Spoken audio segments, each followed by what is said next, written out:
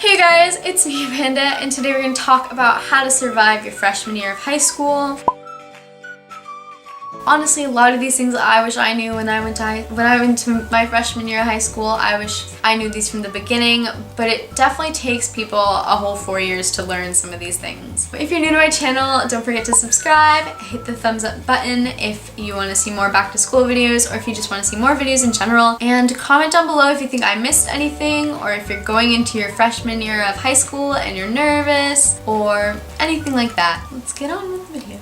So this first piece of advice is really important, and it usually takes people all 4 years of high school to learn this, and it's that no one cares. And I know that sounds really insensitive and probably sounds like I'm the horrible person for saying it, but what I mean by that is that no one is judging you as much as yourself. Because you're in your head, you're constantly thinking of how you look, what people are thinking, things like that, and no one's thinking about you as much as yourself. And if someone cares about you and is judging you, that just means they're thinking about you, and that's like a pretty big form of flattery. And if people are causing drama, which another piece of advice is don't get into drama, if people try and start things with you, it's only because they're thinking about you a lot. So that's kind of flattering. And as a freshman, no one cares if you're sitting alone. No one's gonna judge you if you go to the wrong class. No one's gonna judge you if you're wearing sweatpants one day. It's life. People have sweatpant days all the time, and no one's gonna sit around and be like, wow, look at her, what a loser, she's wearing sweatpants. Upperclassmen are usually gonna mind their own business, and if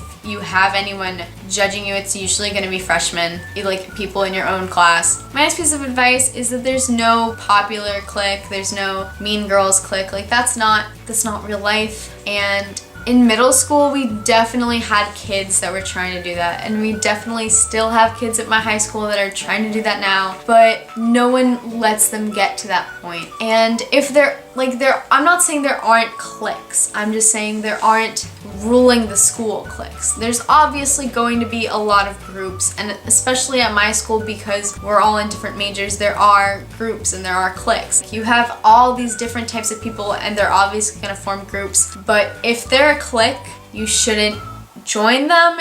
Just be friendly with everyone and just don't get wrapped up with popularity and that kind of thing. The next thing I gotta say is do not stress about your grades. Of course your grades matter, care about them, don't freak out about them. And same thing with like college and things like that. Like you should care and you should think about them, but you shouldn't surround yourself with that. Like still go and have fun. Like take advantage of your freshman year, because you should be having fun and it's your freshman year, and like colleges are going to be okay with looking at freshman grades and being like, oh yeah, like it's freshman year, but they are also still gonna look at your freshman year. So another great tip, advice for freshmen is to start worrying about college. Okay, wait, that was the wrong wording. Don't worry about college, but start thinking about it. And so one thing I did during my freshman year was I used this website that'll be linked in the description box called Campus Steps, and it basically helps you with your college applications. If you want to go to Ivy Leagues, or if you want to go to a good school,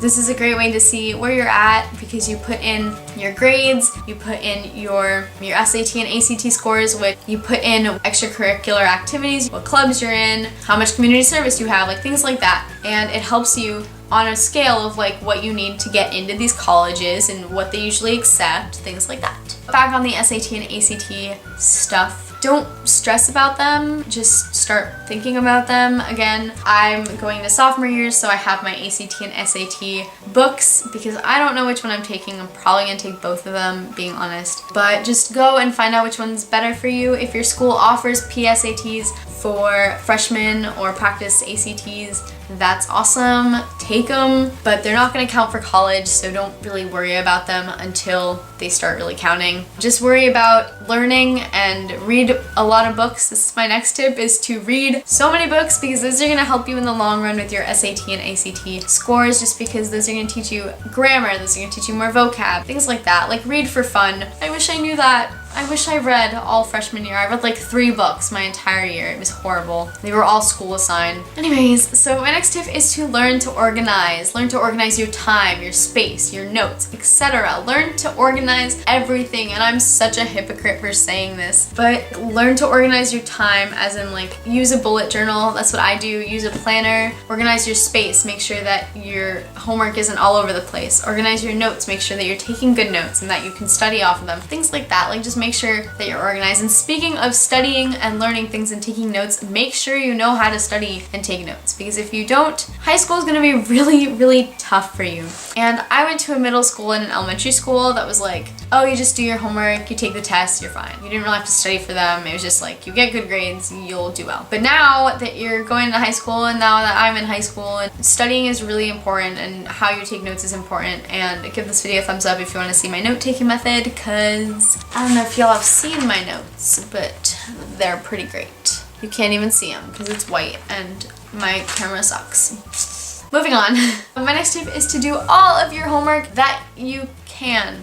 That sounded really bad, but if one day you can't do your homework, that's obviously going to bring down your grade. And don't just not do homework because you don't want to, and don't just pretend to forget. Like, do the homework that you're assigned and do it to your best ability, because not only is that going to help you get better grades on tests and to review your lesson, but it's also going to help bring up your grade. I've definitely had moments where the homework grade was a determination of my total grade, and that's always really stressful. Just make sure that you're doing all of your homework to your best ability so you get at least A's on them, and that'll help to bring up your grade a lot. So my next advice, my next point is to do all of your work ahead of time. This kind of goes hand in hand with my land running video. I don't know if it's up yet. If it is, if I uploaded that first, it'll be somewhere over here, and it'll also be in the description box.